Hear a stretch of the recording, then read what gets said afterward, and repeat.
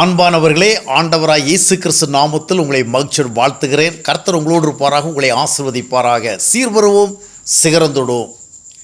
குறிப்பிட்ட ஒருத்தர் தான் சார்ந்திருக்கிற சபை பாஸ்டத்தில் போய் தன்னுடைய கஷ்டங்களை எல்லாம் கூறினார். அவருக்கு நிறைய கஷ்டம், சரியான வேலை இல்லை, சரியான வருமானம் இல்லை, வாங்கின கடனை திருப்பி கொடுக்க முடியல, ஏதாவது மாற்றி மாற்றி பிரச்சனை வந்துக்கிட்டே இருந்தது.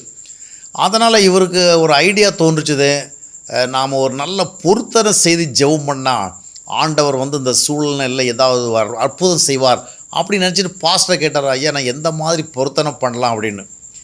எந்த பொருத்தனை பண்ணி ஜெபம் பண்ணால் கர்த்தர் வல்லமையாக செயல்படுவார் அப்படின்னு. அப்போ அவர் சொன்னால், நீங்கள் ஒரு பொருத்தனையும் பண்ண வேண்டாம், பொருத்தனை பண்ணி அல்ல அற்புதம் வரும், நீங்கள் ஆண்டவருக்கு பொருத்தமாக மாறுங்க.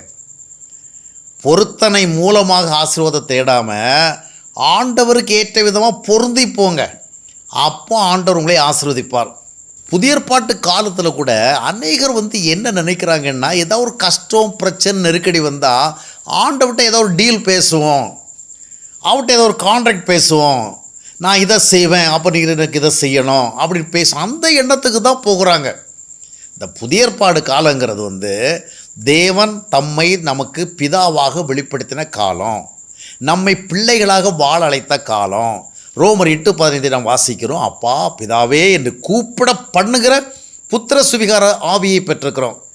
அந்த மாதிரிப்பட்ட ஒரு காலகட்டத்தில் போயிட்டு இந்த தேவனுடைய நன்மை பெறுவதற்கு நான் ஆண்டவரே இதை செய்கிறேன், இவ்வளோ பணம் தரேன், இல்லைன்னா இவ்வளோ ஜுவல்ஸ் தரேன், இல்லைன்னு சொன்னால் இதை பண்ணுறேன், இந்த மாதிரி ஒரு டீல் பேசி ஒரு நிபந்தனை பேசி இல்லையென்றால் நான் ஏதாவது ஒன்று செய்வேன்று அவருக்கு வாக்குத்தத்தம் கொடுத்து அப்படி அல்ல, ஆண்டவரோடு பொருந்தி போக வேண்டும். தேவனுடைய ஆசீர்வாதங்கள் நம்முடைய வாழ்க்கையில் வர வேண்டும் என்றால் பிதாவாகிய தேவன் நம்மை பிள்ளைகளாக பார்க்க விரும்புகிறார். அதான் பொருந்தி போகிறது, அவருக்கு பொருத்தமாகிறது.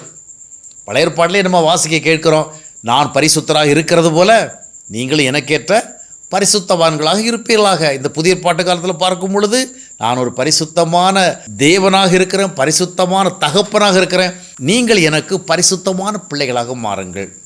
அப்போ நாம் ஆண்டவருக்கு நம்ம ஒப்பு கொடுத்து தேவன் நம்மை பிள்ளைகளாக அழைத்திருக்கிறாருங்கிற உணர்வை பெற்று 1 யோவான் 3ஆம் அத்தியாயத்தினுடைய 1ஆம் வசனத்தை வாசிக்கும் பொழுது, நாம் தேவனுடைய பிள்ளைகள் என்று அழைக்கப்படுவதனால தேவன் நம்மை பாராட்டின அன்பு எவ்வளவு என்பதை பாருங்கள். இந்த மாதிரி பிள்ளைகளாக அழைத்திருக்கிற பொழுது அந்த தேவனிடத்தில் போய், ஆண்டவரே எனக்கு நீர் வேலை வாங்கி கொடுத்தா 6 மாத சம்பளத்தை உமக்கு தரேன், என் பொண்ணுக்கு கல்யாணம் நடந்துன்னு சொன்னால் நான் இவ்வளோ பவுன் தரேன், இந்த மாதிரி நம்ம பொருத்தனை பண்ணுறதில்ல. ஆண்டவருக்கு நம்ம என்ன செய்யணும்னு விரும்புகிறோமோ அதை நம்ம தாராளமாக செய்யலாம். அதுக்கு நான் இதை செஞ்சால் நீர் என்னுடைய இந்த கட்டுகளெல்லாம் உடைக்கணும், நான் இதை செஞ்சால் எனக்கு இந்த பிரச்சனைலாம் நீங்கணும் அப்படிங்கிறதில்ல. தகப்பனிடத்தில் பிள்ளை உரிமையாக கேட்குறது மாதிரி நாம் கேட்கணும். பரிதாபகரமாக நிறைய பாஸ்டல் கூட பொருத்தனை ஜெபத்தை என்கரேஜ் பண்ணுறாங்க. அதுக்கு ஒரு காரணம் என்ன சொன்னால், இவங்க பொருத்தனை பண்ணி ஜெபம் பண்ணால் அந்த பொருத்தனையினுடைய இது இவருக்கு தானே சேரும். புதிய ஏற்பாடில் அப்படி கிடையாது, அது ஓல்ட் டெஸ்டமெண்ட்டில் இருந்தது.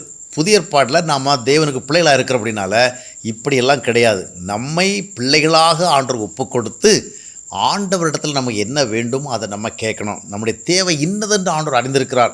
எதையோ ஒன்றை நம்ம இடத்துல வாங்கி கொண்டு தான் ஆண்டவர் செய்யணுங்கிற ஒரு சூழ்நிலை இல்லை.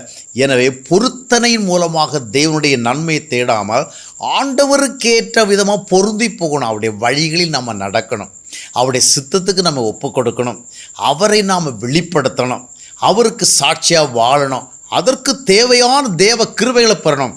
இந்த வாழ்க்கைக்கு ஒப்பு கொடுங்க, ஆண்டவர் உங்களை ஆசீர்வதிப்பார். நீங்கள் என்ன செய்தாலும் அதுக்கு பதிலீடாக ஆண்டவர் ஒன்று பண்ணணுங்கிற அந்த ஒரு நிபந்தனை நட்புகளை செய்யாதபடிக்கு, பொருத்தனை சிந்தனை செய்யாதபடிக்கு ஆண்டவருக்கு அன்புடன் செய்யுங்கள்.